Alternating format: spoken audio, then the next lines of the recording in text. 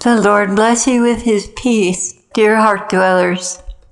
Today, when I went into prayer, the Blessed Mother came to me and had a message. So I'm going to go ahead and relay that on to you. I had asked, Lord, what is on your heart? And then I realized that Our Lady was here instead. So I asked her, what's on your heart? And she said, yes, daughter, I have come to share with you the burdens of my Immaculate Heart. Now, I'm going to stop here for just a second and explain something. The other night, I had a very unpleasant experience with a seminar where someone started bashing Our Lady's Immaculate Heart. I don't think they know what that's even about. And I want to straighten this out for all of you that might not know.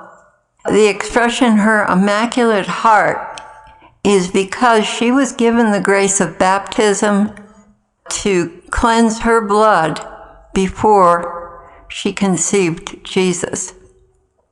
It's not that she's immaculate, it's that at the time of conception, she was given the grace of baptism, which erases all original sin. So her heart was made immaculate through that provision of giving her the grace of baptism before John the Baptist came along, in order that she could carry Jesus in her womb without any trace of original sin. It grieves me so much when people start bashing about things they don't know. Anyway, moving right along. If anyone says anything about her Immaculate Heart, you'll understand now it's not that she was so perfect that she had an Immaculate Heart, supposedly. She did lead a very spotless life. It's more about the grace of baptism to prepare her to carry the Lord in her womb without any taint of original sin in her blood. So that's what that's about. Okay, she said, and another thing, Ezekiel had mentioned that people are not pressing into prayer the way they should be right now. So she confirmed that. She said, it is true that there are certain heart dwellers who have not been spending time in the Lord's heart. I am most concerned for them because they will not be fortified for what is to come upon the earth. The scriptural rosary, which the rosary is scriptural. All of the salutations in the rosary are scriptural. And she links in the rosary the mysteries of the Lord's life in the scriptures. The different segments of his life are meditations for each rosary bead. So it's all about Jesus. It's all about meditating on his life.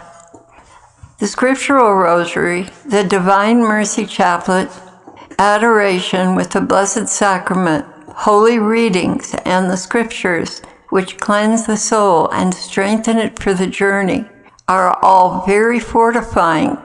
The communion service also is very powerful to fortify the soul with his very body and blood.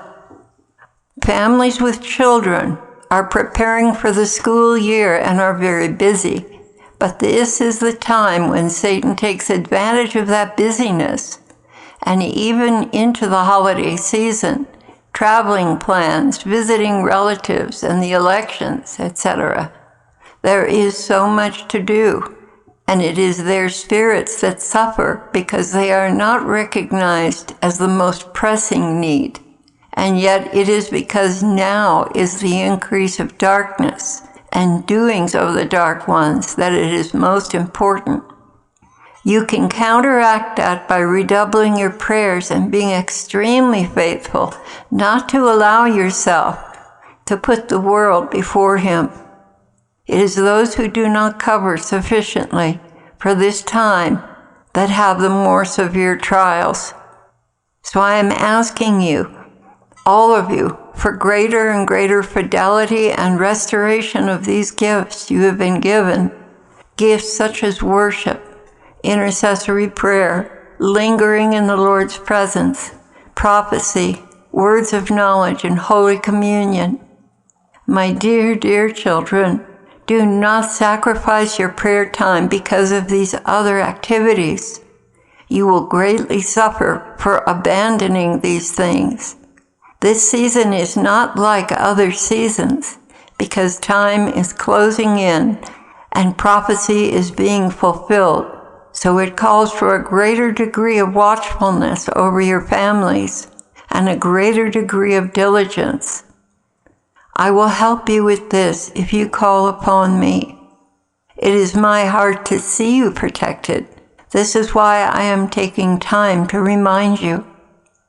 This is the season to fortify your spiritual covering, not allowing yourselves to relax your watchfulness. Many things are being done by the dark side now that will bear bad fruit at the end of the season for those who are not covered in prayer. Especially cover and protect your children because there are new assignments being made against them now. This world is no longer a safe place for your children. They are targeted every day of their lives by one force or another. You are wise to cover them with my son's blood and be sure that they are extra vigilant against opportunities to be abducted. The other reason for increased faithfulness is the increased death of those on earth.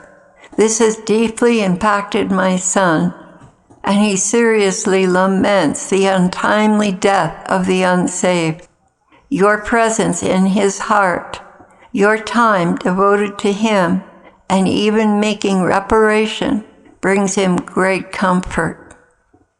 And when she said, time devoted to him and even making reparation brings him great comfort, what she's talking about in reparation is spending extra time with the Lord, or saying extra prayers, or extra worship to make up for the people that were not faithful and didn't do that, repairing the damages for them. So she's saying that making reparation brings him great comfort because you care. You care about how he feels and that he has lost the attention of souls that he needed in a critical time. You, my dear ones, are his great solace in the midst of great loss. Please do not doubt or forget this, for now is a time like no other when those who could be saved are given a last opportunity through your vigilance. This too brings him great comfort. And that was the end of her message.